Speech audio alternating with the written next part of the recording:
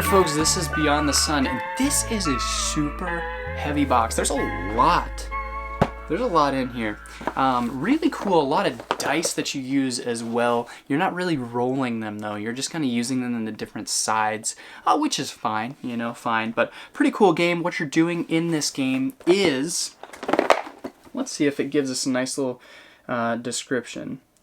Welcome to Earth in the 23rd century. Humanity faces extinction in a dying planet. So you're going and exploring two different things. One, you're exploring different locations. So out here, you've got your spaceships, and you're exploring these different planets, which give you different immediate benefits and then different benefits throughout the game as well. So that is really big, and that's one way you get a lot of victory points, so you can't neglect that. So that's one thing. The second thing is all of this technology. So you're discovering these different technologies and getting more and more points the further you go up. I think I was working the wrong direction. The further you go up, the more things you get. So really cool to see that. But then you can see this player mat down here.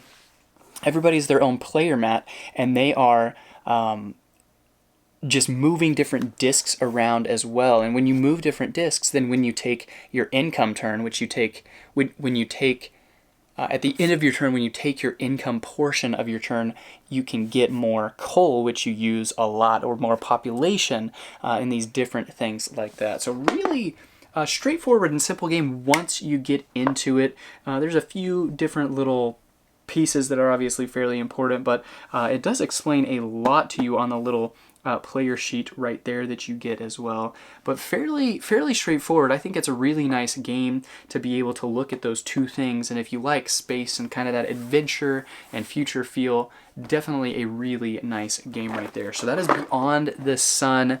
Two things that you're doing: one, using your spaceships to explore, kind of fighting over those planets a little bit, and then two, researching technology. So in essence, it's kind of a worker placement game in a sense, and then it's also a resource management game. So those would be the main things that you're doing here. 2 to 4 players works really well.